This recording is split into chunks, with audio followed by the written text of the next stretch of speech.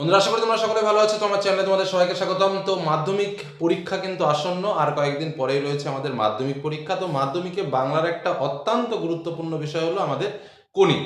তো এই মতিনন্দীর কোনি থেকে টোটাল যে 14টা অংশ আমরা দেখেছি, এই 14টা অংশ থেকে আমাদের মোট 3টে প্রশ্ন আসবে। আমাদের দুটো প্রশ্নের উত্তর লিখতে হবে এবং দুটো প্রশ্নের উত্তর লিখলে আমাদের 10 মার্ক, অর্থাৎ 10-এর মধ্যে আমরা পাবো এবং আশা করি 10-এর মধ্যে 10ই পাবো যদি আমরা ঠিকঠাকভাবে উত্তরগুলো লিখতে পারি।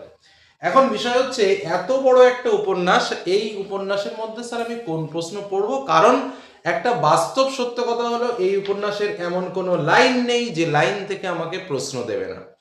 এটা হচ্ছে 1 নম্বর সত্য কথা। যে যাই বলুক না কেন, 5টা প্রশ্ন, 6টা প্রশ্ন, 8টা প্রশ্ন, 10টা প্রশ্ন, কিন্তু বাস্তব কথা সেটাই, যেখানে যে লাইনগুলো আমরা দেখতে পাচ্ছি তার মধ্যে একটা দুটো লাইন বাদ দিয়ে প্রত্যেকটা লাইনই এমন যেখান থেকে আমাকে প্রশ্ন দিতে পারে। বক্তা শ্রোতাকে কোন পরিপ্রেক্ষিতে এই উক্তি কেন বলেছিল, বা তার প্রসঙ্গ কি, ব্যাখ্যা করো, এই টাইপসের। তো বুঝতেই পারছো এই উপন্যাসটা কিন্তু ভাইটাল এবং এই উপন্যাসের প্রত্যেকটা লাইনই ভাইটাল। এখন প্রশ্ন হচ্ছে, যারা এই উপন্যাসটাকে কয়েকবার রিডিং পড়ে ফেলেছো, কয়েকবার রিডিং, একবার দুবার নয়, কয়েকবার রিডিং পড়ে ফেলেছো, তাদের কোনো টেনশন থাকার কথাই নয়। কারণ তারা ইমিডিয়েটলি বেসিক যে প্রশ্নগুলো রয়েছে সেই প্রশ্নগুলোও তোমরা পারবে এবং এদিক ওদিক থেকে টার্নিং করে যদি প্রশ্ন আসে সেগুলোও কিন্তু তোমরা লিখতে পারবে। বিগত কয়েক বছরের কোশ্চেন প্যাটার্ন যদি আমরা লক্ষ্য করি, তাহলে কিন্তু একটা জিনিস আমরা পরিষ্কার দেখতে পাই প্রশ্নগুলোর মধ্যে, যে যে 3টে প্রশ্ন আমাদের পরীক্ষাতে আসে সেই 3টে প্রশ্নের মধ্যে একটা প্রশ্ন একদম ইজি টাইপের প্রশ্ন আসে, যেটা একদম হুবহু কমন, মানে অক্ষরে অক্ষরে মিলে যাওয়ার মতো একটা কোশ্চেন।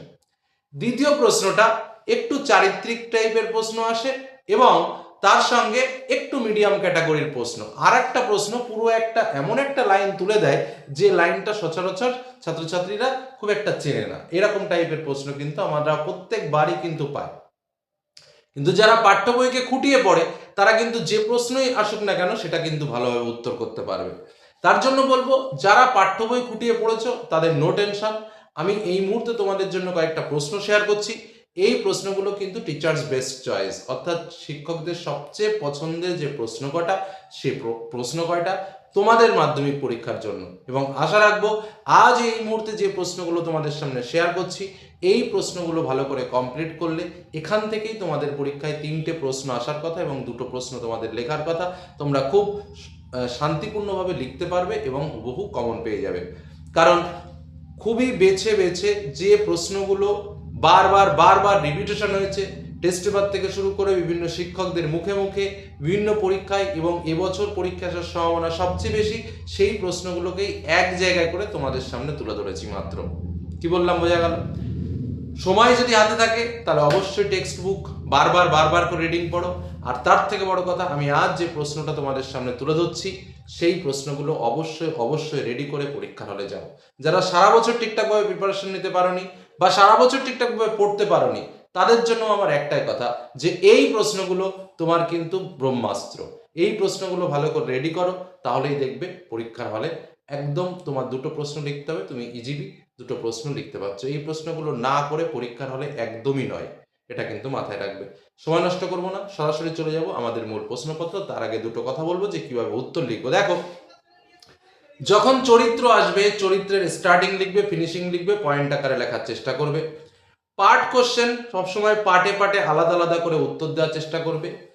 যদি কোনো প্রশ্ন একটু অজানা টাইপের হয়, ভুল ভ্রান্তিকর তথ্য দিয়ে খাতা ভরবে না, এতে শিক্ষক আরো রেগে যান, উল্টে নম্বর কম হয়ে যায়।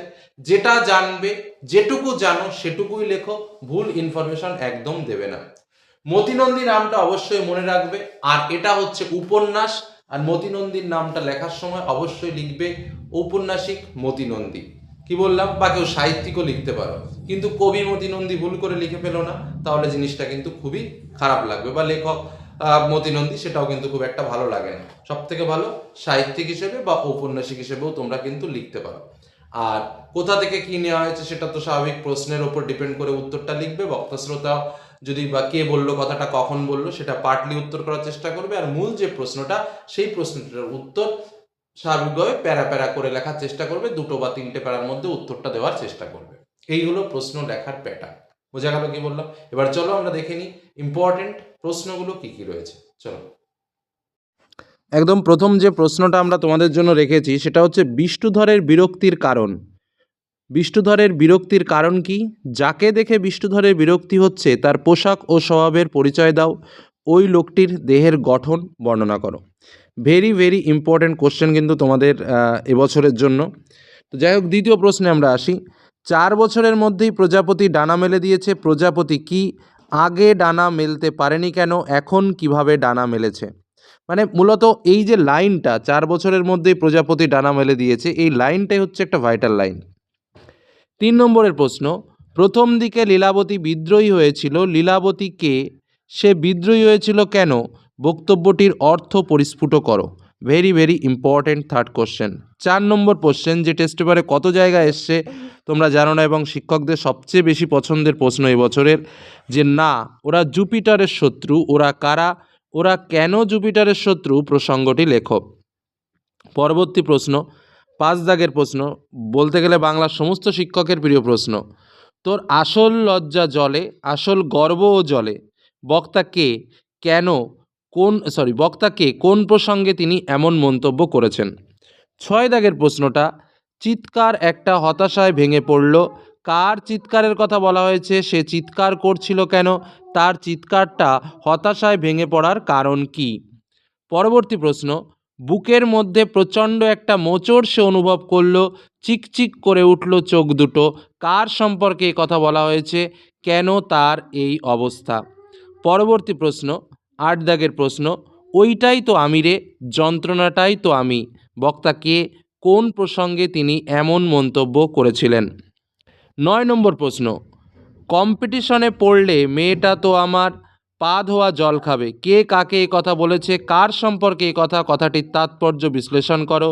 এবং 10 দাগের প্রশ্ন, এটা বুকের মধ্যে পুষে রাখুক, কথাটি কে ভেবেছে? কথাটির তাৎপর্য লেখো। প্রথম এই 10টা প্রশ্ন ভেরি ভেরি ইম্পর্ট্যান্ট এবং ভাইটাল কোশ্চেন। আমি আরও 6টি প্রশ্ন তোমাদের সামনে তুলে ধরছি, প্রশ্নগুলো দেখে পরীক্ষার হলে যাবে।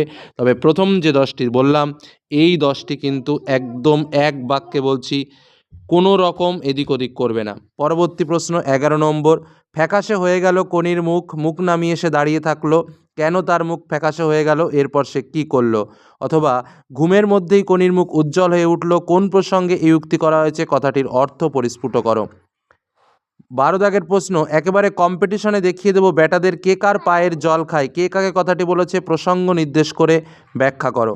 পরবর্তী প্রশ্ন, অবশেষে কোনি বাংলা সাঁতার দলে জায়গা পেল, কোনি কিভাবে বাংলা সাঁতার দলে জায়গা পেল তা লেখো। পরবর্তী প্রশ্ন, শোনামাত্র প্রণবেন্দু দপ করে উঠেছিল, প্রণবেন্দুর পরিচয় দাও, তার কথার মধ্য দিয়ে বক্তার কোন মানসিকতার পরিচয় পাওয়া যায়? 15 দাগের প্রশ্ন, কোনি এবার ভালো করে তাকালো, কোনি কার দিকে ভালো করে তাকালো? ভালো করে তাকানোর কারণ কি? ভালো করে তাকাতেই কোনির চোখে সত্যর সংখ্যাটা ভেসে উঠেছিল কেন? Most important question. এবং লাস্ট, কোনি উপন্যাসে লীলাবতী এবং কোনির চরিত্র কিন্তু এবার দেখে রাখবে, পরীক্ষায় আসার সম্ভাবনা কিন্তু প্রবল রয়েছে।